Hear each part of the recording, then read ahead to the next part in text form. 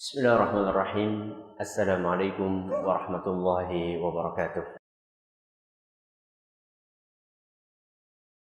Alhamdulillah rabbil alamin. Wa bihi nasta'in ala umuri dunya waddin. Wa sallallahu ala nabiyyina Muhammadin wa ala alihi wa sahbihi ajma'in. Amma ba'd. Kita panjatkan puja dan puji syukur kehadirat Allah tabaraka wa taala. Pada kesempatan malam yang berbahagia kali ini kita masih kembali diberi kekuatan, kesehatan, hidayah serta taufik dari Allah Jalla wa Ala, sehingga kita bisa kembali menghadiri pengajian rutin tafsir kita ini di Masjid Agung Darussalam Purbalingga. Kita berharap semoga Allah Tabaraka wa Taala berkenan untuk melimpahkan kepada kita semuanya ilmu yang bermanfaat, sehingga bisa kita amalkan sebagai bekal untuk menghadap kepada Allah Tabaraka wa Taala. Amin ya rabbal alamin. Salam dan salam semoga senantiasa tercurahkan kepada junjungan kita Nabi besar Muhammad sallallahu alaihi wasallam, pada para sahabatnya, keluarganya dan umatnya yang setia mengikuti tuntunannya hingga akhir nanti. Seperti biasanya, sebelum kita memasuki materi kali ini, kita akan sedikit mengulang apa yang sudah kita pelajari pada pertemuan yang telah lalu. Terakhir kita membahas tentang muqaddimah, tentang pentingnya waktu dalam dua pertemuan. Pertemuan yang kedua kita membahas tentang bagaimana cara untuk mengoptimalkan waktu. Saat itu kita sebutkan berapa poin? 7. Siapa yang menyebutkan 3?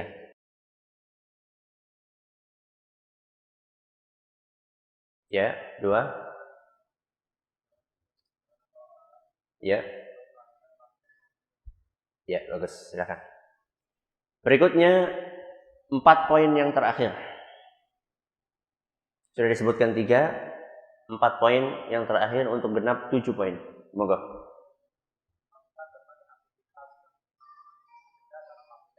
Ya, bagus.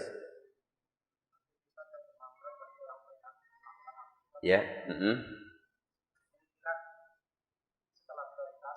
skala prioritas. Buatlah rencana atau tujuan beserta dengan langkah-langkah konkret untuk mewujudkannya. Sudah buat atau belum? Belum. Beri sih. Dengan rencananya tahun depan jadi apa? Belum dibikin. Semoga terserah. 7 poin untuk mengoptimalkan waktu. Semoga kita termasuk orang-orang yang bisa mengoptimalkannya. Allahumma amin. Para hadirin dan hadirat sekalian yang kami hormati, dan juga segenap pendengar Radio Roja di Jakarta, di Bandung, di Lampung, dan dimanapun Anda berada, para pendengar Radio Bas FM di Solo Tigo dan sekitarnya, para pendengar Radio Al-Hikmah FM di Banyuwangi dan sekitarnya, serta para pemirsa Yufid TV dimanapun Anda berada. Pada kesempatan yang berbahagia kali ini, kita akan memasuki tafsir dari sebuah surat yang istimewa, yaitu surat Al-Asr. Setelah kita membuat muqaddimah tentang waktu selama 2 pertemuan, pada kesempatan kali ini kita akan memasuki tafsir dari surat Al-Asr. Namun seperti biasanya kita akan mendahului atau memulai dengan pendahuluan yang berisi beberapa poin tentang surat Al-Asr. Poin yang pertama adalah nama dari surat Al-Asr. Nama-nama dari surat Al-Asr. Apa namanya? Wal Asri. Namanya surat Al-Asr. Di kebanyakan atau hampir di setiap mushaf Al-Quran dan di dalam kitab tafsir, dinamakan surat ini dengan surat Al-Asr. Diambil dari ayat yang pertama yang berbunyi wal asri.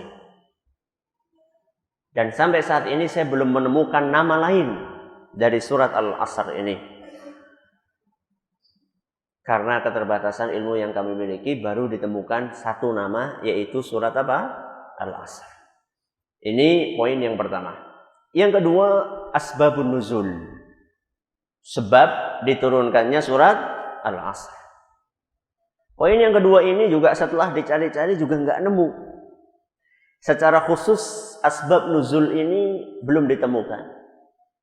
Ibnu Katsir rahimahullah menyebutkan dalam tafsirnya kisah tentang Musailamah al-Kadzdzab dan kaitannya dengan turunnya surat Al-Asr, namun kisah tersebut diragukan keabsahannya karena tidak sesuai dengan tahun sejarah sebagaimana disebutkan oleh muhakkik dari kitab tafsir Ibnu Katsir. Makanya nggak saya bawakan pada kesempatan kali ini, sampai kalau misalnya suatu saat nanti ternyata menemukan asbab nuzul yang dalilnya kuat, sanadnya juga bisa dipertanggungjawabkan, insya Allah akan kita sampaikan pada pertemuan yang akan datang atau di kapanpun kita menemukannya.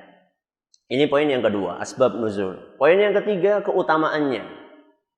Apakah surat Al-Asr ini punya keutamaan khusus? Setahu kami surat Al-Asr ini tidak ada hadis khusus yang bercerita tentang surat Al-Asr punya keistimewaan anu. Sebagaimana surat An-Nas misalnya. Atau sebagaimana surat Al-Falaq. Atau surat Al-Ikhlas. Atau surat yang paling penting surat Al-Fatihah. Secara khusus hadis sahih setahu saya tidak ada secara khusus. Yang ada adalah hadis yang sifatnya umum yang menyebutkan bahwasannya surat Al-Asr itu adalah salah satu dari surat-surat Al-Mufassal. Masih ingat? Masih. Ya. Surat-surat Al-Mufassal itu secara umum. Tapi secara khusus surat barang siapa yang membaca surat Al-Asr maka akan mendapatkan anu, itu belum kami temukan. Ada sebuah hadis yang disebutkan dalam beberapa kitab tafsir, di antaranya dalam kitab tafsir Al-Baydawi dan juga tafsir Abi Su'ud. Di situ disebutkan sebuah hadis yang berbunyi man qara'a suratal asri ghafarallahu ta'ala lahu. Barang siapa yang membaca surat Al-Asr maka Allah akan ampuni dosa-dosanya. Ada hadis bunyinya seperti itu. Barang siapa membaca surat Wal-Asri maka Allah akan ampuni dosa-dosanya. Wa kana mimman tawasau bil haqqi wa tawasau bis sabr. Dan orang yang membaca itu akan dikategorikan oleh Allah Subhanahu wa taala termasuk golongan yang saling menasehati dalam kebaikan dan saling menasehati dengan kesabaran. Ada hadis bunyinya seperti itu. Berarti hadis ini menjelaskan keutamaan surat Al-Asr secara spesifik atau tidak? Iya. Cuman hadis ini sanadnya bermasalah. Sehingga para pakar ahli hadis, di antaranya Al-Munawi dalam kitabnya Al-Fathus Samawi, beliau menyatakan bahwa hadis ini adalah maudhu'. Apa maudhu'? Palsu. Hadisnya apa? Palsu. Nah, kalau palsu ya enggak usah dipakai. Namanya juga hadis aspal. Apa aspal? Asli tapi palsu. Kalau seperti itu ya jangan dipakai karena hadisnya palsu. Makanya ini memberikan pelajaran kepada kita bahwa tidak setiap yang dikatakan hadis itu bisa langsung dipraktekkan. Harus diteliti terlebih dahulu apakah hadisnya sahih atau tidak. Jangan-jangan hadisnya palsu. Loh, sekarang yang namanya dukun jualan jimat aja pakai hadis. Oh, luar biasa toh. Dukun aja pakai hadis. Hadisnya apa? Lau ahsana ahadukum dhannahu bihajarin lanafa'ahu.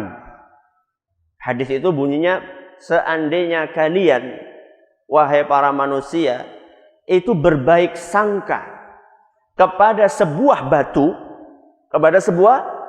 niscaya batu tersebut bisa mendatangkan manfaat untuk dia. Ini kalau Ponari nemu hadis ini senang banget ini. Kalau Ponari nemu hadis ini senang banget. Karena itu jualan dia. Pokoknya asal kita itu husnudzon. Apa husnudzon? Baik sangka. Wah, ini kayaknya batu ini berkhasiat. Bisa jadi obat kuat misalnya. Atau bisa jadi mengencerkan otak. Nggak usah beli cere, profit cukup dimasukkan. Seperti orang yang ribuan ngantri di rumahnya Ponari hanya untuk mendapatkan celupan batunya siapa? Ponari. Obat segala jenis penyakit, sing bengek, sing kanker, sing kere, sing urung nikah, sing akeh utange, masya Allah ini. Masing-masing sesuai dengan keinginannya. Nah, kalau berdasarkan hadis tadi, ya para dukun senengan ini. Wah, betul ini ada hadisnya ini jualan jimat. Padahal hadis itu kata para ulama hadis palsu. Yang bikin siapa ini kurang ajar ini? Bikin hadis tersebut. Yang bikin adalah para penganut paham paganisme. Paganisme. Orang yang masih percaya dengan berhala. Nah, masih percaya bahwa batu itu memiliki nyawa, memiliki ruh, animisme dan dinamisme. Maka hati-hati, nggak setiap hadis, nggak setiap kata-kata, ungkapan yang dikatakan hadis itu bisa langsung dipraktekkan tanpa kita meneliti, cek dan recheck tentang keabsahan hadis tersebut. Ini tentang keistimewaan dari surat Al-Asr. Jadi kesimpulannya, secara khusus tidak ada hadis, setahu kami tidak ada hadis yang menjelaskan tentang keistimewaan surat Al-Asr secara khusus. Walaupun bukan berarti surat Al-Asr tidak istimewa, karena surat Al-Asr adalah salah satu surat Al-Quran, jelas istimewa. Cuman secara khusus hadis sahih belum ditemukan. Kemudian momen. Poin berikutnya adalah momen. Kapan kita disunahkan, ditekankan oleh Nabi untuk membaca surat Al-Asr? Kapan? Oh ya, belum dipelajari ya. Kapan? Jawabannya juga sama. Belum ditemukan secara khusus ada hadis Nabi SAW menjelaskan kamu harus baca surat Al-Asr setiap pagi dan sore misalnya. Itu belum ditemukan. Beda dengan surat Al-Ikhlas, Al-Falaq dan An-Nas yang ini disunahkan dalam hadis yang sahih untuk kita baca setiap pagi dan sore, kemudian setiap setelah sholat dan juga setiap sebelum tidur. Itu jelas ada hadisnya, ya. Dan hadisnya sahih. Tapi kalau surat Al-Asr hadis sahih khusus masalah itu, kapan dibaca surat Al-Asr belum ditemukan. Hanya saja ada sebuah athar. Ada sebuah apa? Athar. Apa bedanya hadis sama athar? Ada yang tahu? Saya yakin ada yang pernah belajar di sini. Apa? Bagus. Kalau hadis itu perkataan dan perbuatannya siapa? Nabi SAW. Kalau athar itu adalah perkataan dan perbuatannya siapa? Para sahabat Nabi SAW dan juga beberapa generasi berikutnya. Jadi ini kita perlu memahami istilah-istilah seperti itu. Jadi kalau perbuatan sahabat atau perkataannya itu tidak dinamakan hadis, tapi namanya apa? Athar. Ada sebuah athar yang menyebutkan seperti ini. Kana ar-rajulani min ashabin Nabi sallallahu alaihi wasallam idza iltaqaya. Dahulu jika dua orang sahabat Nabi sallallahu alaihi wasallam ketemu, jika dua orang sahabat Nabi sallallahu alaihi wasallam ketemu, maka mereka itu tidak akan berpisah. Lam yaftariqa, tidak akan berpisah hatta yaqra'a ahaduhuma 'alal akhar wal 'asri innal insana lafi khusr. Kalau dua orang sahabat Nabi SAW saling bertemu, maka mereka tidak akan berpisah kecuali setelah saling membaca surat apa tadi? Al-Asr. Kemudian thumma yusallima ahaduhuma 'alal akhar. Baru kemudian setelah itu salaman, saling mengucapkan salam, baru apa? Berpisah. Hadis atau athar ini diriwayatkan oleh Imam At-Tabarani dalam Al-Awsat dan dinilai sahih oleh Syekh Al-Albani. Jadi kalau berdasarkan athar ini ada momen khusus enggak? Ada. Kapan? Ketika ketemu, sebelum berpisah saling membaca surat Al-Asr. Kenapa ya kok dipilih surat Al-Asr? Kenapa coba? Pendek. Al-Baqarah ya kesuwen Ustaz. Bukan masalah pendeknya. Kalau pendeknya ada yang lebih pendek. Apa? Inna a'toina lebih pendek. Kenapa mereka milih surat Al-Asr. Karena kandungannya yang luar biasa. Jadi kan di situ kan nanti kita akan jelaskan dalam tafsir global surat Al-Asr bahwa surat Al-Asr itu menjelaskan bahwa kita semua itu sejatinya di dalam kebinasaan. Nah, orang kalau dengar kebinasaan kan takut kan. Pokoknya sekarang semua yang ada di desa ini akan binasa. Karena akan takut. Kecuali mereka kan langsung pasang telinga baik-baik kan. Apa kecualinya? Kecualinya siapa? Saya termasuk enggak? Karena surat Al-Asr ini isinya adalah penjelasan tentang sebuah kebinasaan yang akan menimpa para manusia. Setelah itu dijelaskan apa caranya, solusinya apa supaya kita terhindar dari kebinasaan tersebut. Disebutkan berapa solusi? 4 solusi. Makanya surat ini walaupun pendek tapi kandungannya sangat luas dan sangat berharga. Makanya para sahabat Nabi SAW mereka mempraktekkan hal tersebut sebelum saling berpisah mereka saling menasihati. Dan ini menggambarkan kepada kita bagaimana pola obrolan para sahabat Nabi SAW. Kalau mereka ketemu itu hampir-hampir tidak pernah lepas dari saling mengingatkan tentang kebaikan. Jadi obrolan mereka, perbincangan mereka itu didominasi dengan seperti itu. Selalu saling mengingatkan. Ya. Makanya ada sebagian sahabat yang mengatakan, Ta'al ijlis bina nu'min sa'ah. Ayo duduk di sini kita beriman. Mengembangkan keimanan kita, ngecas keimanan kita. Jadi para sahabat Nabi SAW dalam kehidupan mereka sehari-hari, obrolan mereka itu didominasi dengan pembicaraan tentang sesuatu yang sifatnya adalah ukhrawi. Walaupun bukan berarti tidak boleh kita berbicara tentang dunia, bukan. Coba kita bandingkan dengan kita. Kalau jenengan ketemu sama temannya, gimana? Apa yang diobrolkan? Pekerjaan, anaknya pira. Itu pertanyaan-pertanyaan yang sudah lazim. Dan itu setiap ketemu ya pertanyaan itu. Anaknya wis pira, wis nambah hurung, bojone. Dan saya bu. Ya. Karena gitu obrolannya itu saja kita. Ya. Pekerjaan, sawah, kepriwe. Bukannya tidak boleh. Bukannya tidak boleh. Tapi mbok yau kita itu adalah. Ya. Kita selipkan nasihat-nasihat yang mengingatkan kita dengan akhirat. Saling mengingatkan tentang bagaimana sholatnya, bagaimana puasanya, bagaimana ngajinya, bagaimana anak-anaknya, perkembangan hafalannya gimana. Pernah nggak jenengan ketemu sama temannya, wis hafalannya wis nambah apa urung? Hafalan apa disit? Sudah sampai mana hafalannya? Pernah nggak kita ketemu sama teman kita seperti itu?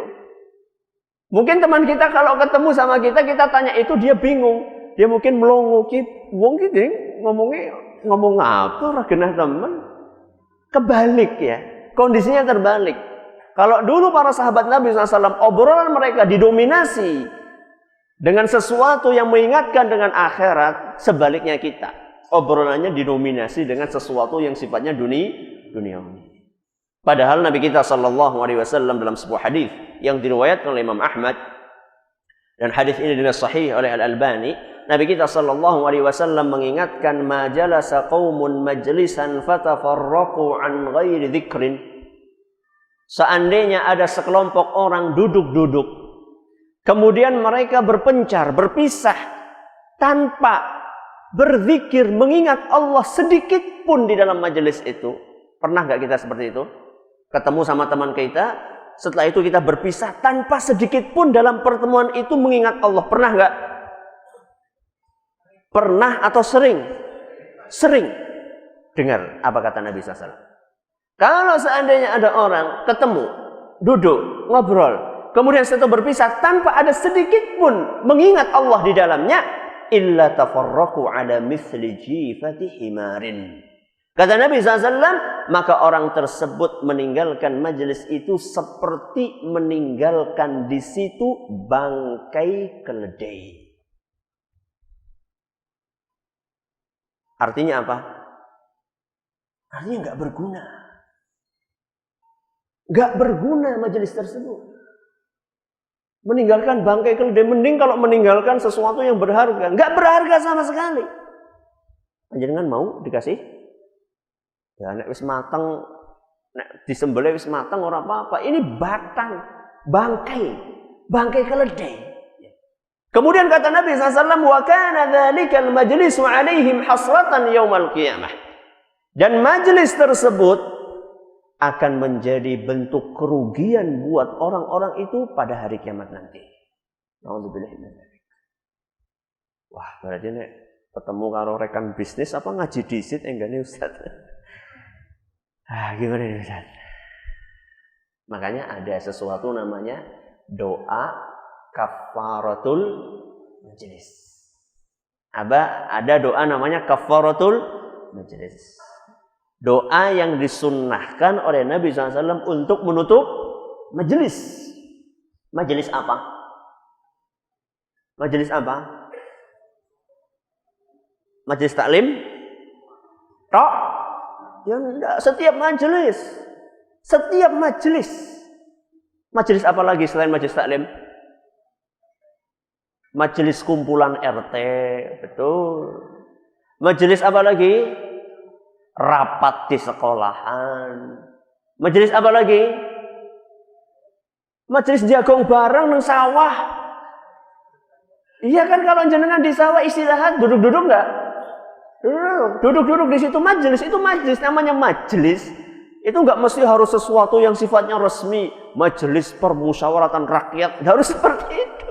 Loh, jenengan kan musyawarah rakyat juga itu di mana? Di sawah. Ya. Jadi itu seharusnya ditutup dengan zikir kepada Allah Subhanahu wa taala. Hafal doanya? Subhanakallahumma wa bihamdika asyhadu an la ilaha illa anta astaghfiruka wa atubu ilaik.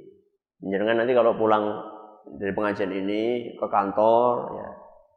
Setelah selesai, kumpul-kumpul sudah semuanya, selesai semuanya, sebelum ditutup, jangan Pak Kepala Sekolah, kita tutup dulu dengan membaca apa?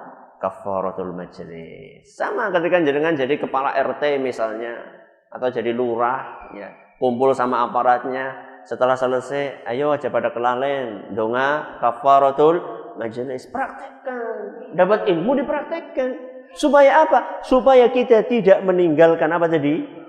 Bangkai keledai di majelis kita. Na'udzubillah min dzalik. Maka ini yang dipraktekkan oleh para sahabat Nabi SAW. Mereka saling mengingatkan dengan surat wal asr. Kalau itu prakteknya para sahabat, berarti kita perlu nggak mempraktekkan itu? Perlu nggak? Perlu? Jawabannya perlu, kata Imam Asy-Syaukani. Walaupun, kata beliau, walaupun tidak ada hadis sahih secara tegas dari Nabi SAW yang memerintahkan hal tersebut.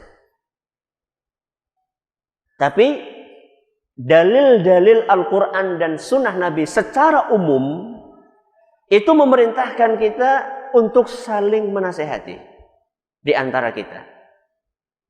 Di antara dari Al-Quran ya surat Wal-Asr ini, wa tawasau bil haq. Membaca surat Al-Asr kan saling menasihati atau bukan? Saling menasihati. Kalau hadis Nabi, ada sebuah hadis dalam Sahih Muslim yang insya Allah sudah banyak yang tahu, yaitu sabda Nabi SAW, ad-dinu an-nasihah. Agama itu adalah nasihat. Qila liman ya Rasulullah, nasihat itu untuk siapa wahai Rasul? Beliau mengatakan lillahi wa li kitabihi wa li rasulihi wa li a'immatil muslimina wa ammatihim. Kata beliau, nasihat itulah untuk Allah Subhanahu wa taala, untuk Rasulnya, untuk kitabnya, untuk pemerintah dan untuk kaum muslimin secara umum. Dan ini termasuk nasihat sesama muslim.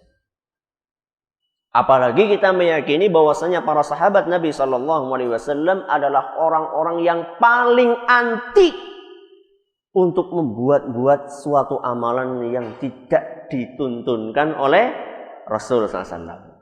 Makanya kalau kita nyontoh sahabat itu adem ayem, ya.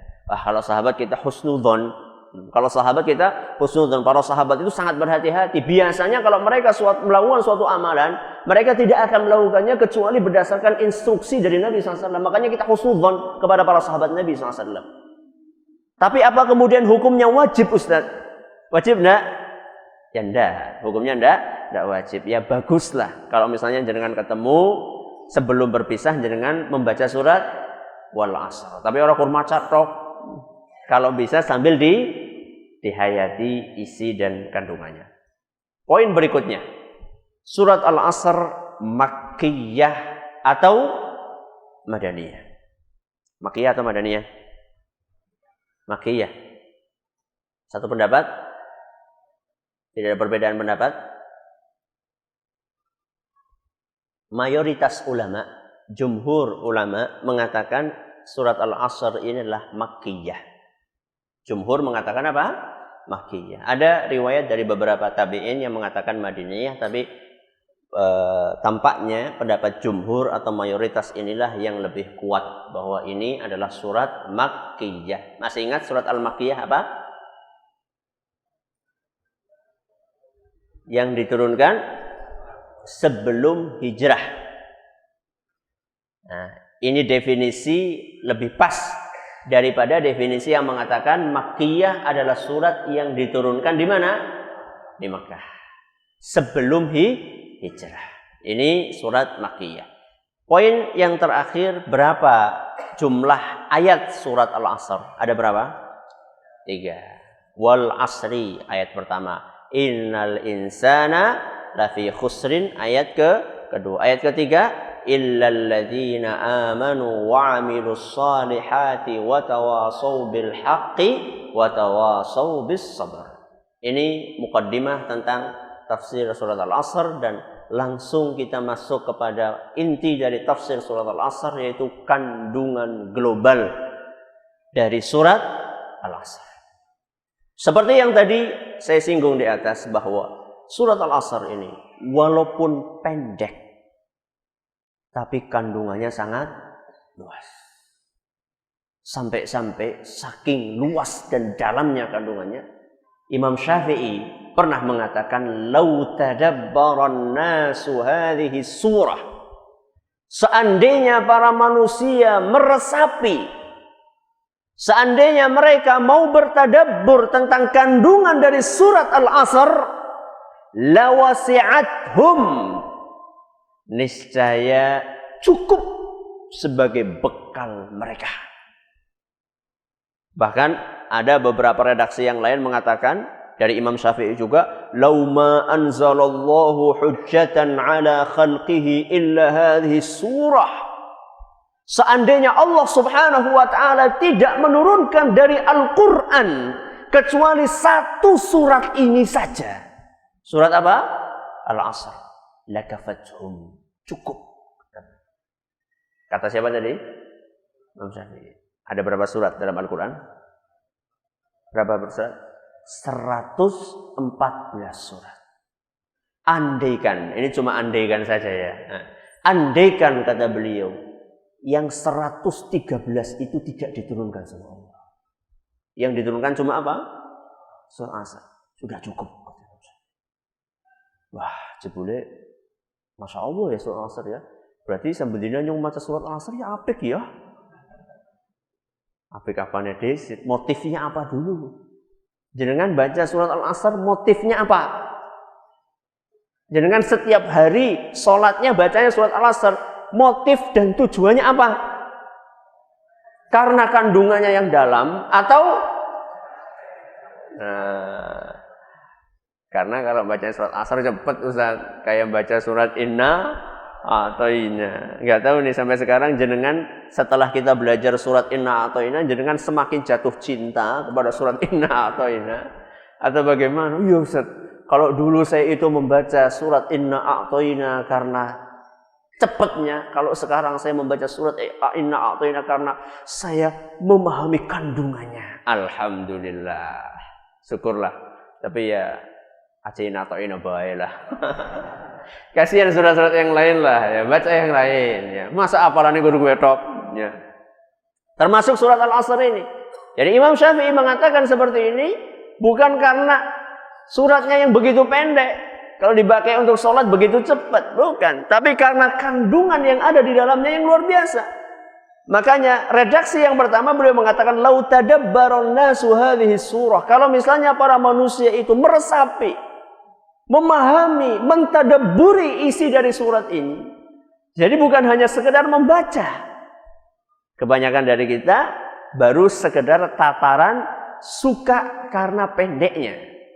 Bukan suka karena kandungan yang ada di dalamnya. Apa Ustaz kandungannya? Surat ini membagi manusia secara umum menjadi dua. Jenis yang pertama adalah orang-orang yang rugi. Orang-orang yang rugi. Jenis yang kedua adalah orang-orang yang apa kebalikannya rugi? Untung. Allah Subhanahu wa taala menegaskan innal insana wal asri, demi masa. Berarti sumpah ini ada penegasan. Nanti kita akan jelaskan arti dari al-asr itu apa. Jadi Allah Subhanahu wa taala bersumpah terlebih dahulu untuk menunjukkan bahwasanya apa yang disebutkan sesudah ini adalah sesuatu yang besar, sesuatu yang penting, sesuatu yang harus diperhatikan. Wal asr innal insana lafi khusr. Allah berkata sesungguhnya manusia semuanya berada di dalam kerugian. Kalau misalnya kita dihadapkan dengan sebuah bisnis yang pasti rugi, mau nggak kira-kira jenengan? Nggak mau. Kita kalau dalam urusan duniawi selalu mikirnya untung, nggak pernah kita mau rugi. Tapi kalau dalam urusan ukhrawi, ya, kadang-kadang kita nggak peduli tentang kerugian tersebut. Innal insana lafi khusrin, sesungguhnya manusia betul-betul dalam kerugian yang nyata. Ini golongan yang pertama. Yang kedua, Allah menyebutkan golongan yang beruntung adalah orang-orang yang bisa memenuhi 4 kriteria. Illal ladzina amanu. Iman. Wa amilus shalihat. Amal. Wa tawasau bil haq. Apa artinya tadi? Saling menasihati dalam kebenaran, dakwah. Wa tawasau bis sabr. Sabar. Apa? Sabar. Pertama apa tadi? Iman. Terus amal. Terus dakwah. Terus sabar. 4 kunci orang yang ingin terhindar dari kerugian. Yang pertama iman, dan tentunya di situ masuk ilmu. Karena iman seseorang itu tidak akan pernah lurus dan benar kalau misalnya tidak dilandaskan di atas ilmu. Jadi agama kita adalah merupakan sebuah agama yang sangat menghormati ilmu. Maka kalau ada orang yang gembosi, wah ngapa ngaji, asal teman ngaji bae unggal dina. Maka ini orang yang tidak paham tentang agama kita. Agama kita adalah merupakan agama yang sangat menjunjung tinggi ilmu. Makanya ayat yang pertama kali turun kepada Nabi SAW apa? Iqra, baca. Pintu gerbang untuk mendapatkan ilmu. Yang pertama adalah ilmu. Ilmu apa Ustaz? Ya jelas ilmu agama. Ya, yang dimaksud dengan ilmu yang akan menyelamatkan seseorang dari kerugian, itulah ilmu agama. Berarti tidak boleh Ustaz belajar ilmu yang lain Ustaz. Fisika, apa maning? Matematik, biologi. Terus, nek orang belajar matematik kok orang bisa tuku, orang bisa bayar, gimana? Boleh, tidak masalah. Cuman yang perlu kita sadari di sini adalah yang akan memasukkan seseorang ke surga itu bukan fisika dan biologi. Itu yang harus kita pahami. Itu boleh dipelajari, tapi itu bukan yang akan memasukkan seorang ke surga. Yang akan memasukkan seseorang ke surga adalah ilmu agama. Setelah orang punya ilmu, baru kemudian wa amilus shalihat. Setelah orang punya ilmu, dia perlu beramal. Jadi tidak cukup hanya sekedar berilmu. Masih ada fase sakral berikutnya. Setelah orang punya ilmu, dia perlu mengamalkannya. Karena ilmu hanya sekedar sarana untuk mencapai sebuah tujuan yang bernama amal. Makanya saya sering mengingatkan, dan ini buat diri saya pribadi dan juga untuk panjenengan sekalian, bahwasanya kita ngaji itu bukan hanya sekedar untuk menambah wawasan. Banyak orang ngaji, mempelajari ilmu, itu hanya sekedar untuk wacana, gue nambah-nambah pengetahuan saja. Tapi dari kesehariannya tidak mencerminkan bahwa dia itu punya ilmu. Beda dengan para ulama kita dahulu. Ketika mereka mempelajari ilmu, akan terlihat efeknya di dalam perilaku keseharian dia, di dalam cara berbicara dia, di dalam cara dia berinteraksi dengan orang lain, terlihat efek dari ilmu tersebut. Beda dengan orang di zaman kita ini, Masya Allah, sudah S1, S2, S3, S apa maning? Profesor. Tapi Masya Allah, kesehariannya Masya Allah. Padahal profesor dalam bidang agama, tapi sholatnya ya sih telat-telat. Kalah sama yang SD. Kalah sama yang SD. Loh, apa gunanya orang punya ilmu kalau misalnya dia tidak ngamalkan? Urutannya seperti itu. Ya. Urutannya di dalam Islam, idealnya adalah orang kalau pengen beramal, dia harus didahului dengan ilmu. Kalau orang sudah punya ilmu, maka harus diamalkan. Itu urutan yang sangat idealnya, luar biasa. Jadi dalam Islam itu luar biasa menghargai ilmunya. Ilmu itu sangat dihargai dalam Islam. Tapi tidak cukup sampai di situ. Setelah orang punya ilmu, dia perlu dan harus untuk mengamalkan ilmunya. Ilmu amal. Tidak bisa orang ujuk-ujuk langsung melompat kepada amal. Tidak bisa, tidak boleh dalam Islam. Lah, yang penting kan ngamalin, ngaji kan gampang. Loh, jenengan kue ngamal landasannya apa? Kalau nggak landasannya ilmu. Kebalikannya, loh, yang penting itu ngaji, ngamal gue engkau. Ya salah juga. Urutannya adalah ilmu kemudian amal. Yang ketiga apa tadi? Dakwah. Kita sudah berilmu, beramal, mulai kita peduli dengan sekeliling kita. Aja kur pengen selamat dewek. Peduli dengan sekitarnya. Tularkan ilmu tersebut kepada orang lain. Namanya dakwah. Wa tawasau bil haq. Saling mengajarkan kebenaran. Sudah tahu ilmunya, ajarkan kepada orang lain. Terutama siapa? Keluarga kita. Terutama keluarga kita. Ya ayyuhalladzina amanu qu anfusakum wa ahlikum nara. Perihalah diri kalian dan siapa? Keluarga kalian. Jadi orang kalau pengen lompat ke masalah dakwah ini tidak bisa ujuk-ujuk langsung dakwah, tidak bisa. Harus ada fase sebelumnya. Apa tadi yang pertama? Ilmu kemudian amal. Ujuk-ujuk jadi ustadz ya ora bisa. Ya.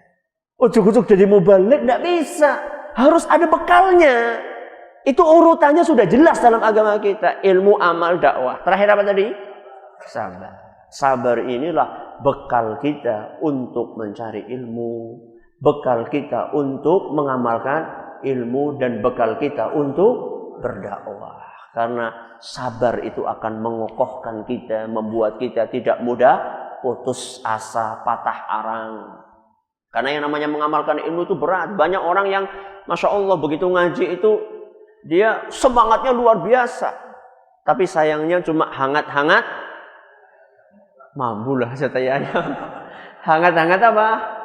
Hangat-hangat kuku. Ya. Jangan tai ayam lah. Wong anu ngamal ilmu tai ayam ya. Cuma hangat-hangat seperti itu saja. Semangat, wah Masya Allah. Tapi karena kurang sabar, akhirnya melempem. Golem balik malah lebih parah tinimbang sing biyen. Maka hati-hati. Jadi nggak cukup hanya sekedar ini saja. Kita perlu sabar dalam mencari ilmu, mengamalkan, dan dalam mendakwakannya. Ini isi dari surat Al-Asr secara ringkas. Ini saja kan sudah luar biasa. Bukan luar biasa penyampaian saya. Luar biasa isinya. Gitu. Jadi wajar nggak kalau Imam Syafi'i ngendika seperti itu? Sangat wajar. Nah, kita harus yakin dan harus meyakini, harus husnudzon kepada ulama kita, bahwa ulama kita itu ketika berbicara, terutama ulama-ulama yang mu'tabar, itu mereka tidak berbicara asal. Tapi mereka berbicara setelah mencermati, menghayati, meneliti Maka insya Allah mulai pertemuan yang akan datang kita akan memasuki tafsir rinci dari surat Al-Asr dan kita akan memulai dari ayat yang pertama yang berbunyi wal asr. Terima kasih atas perhatiannya. Mohon maaf segala kurangnya. Kita tutup dengan membaca subhanakallahumma bihamdika asyhadu an la ilaha illa anta astaghfiruka wa atubu ilaik. Assalamualaikum warahmatullahi wabarakatuh.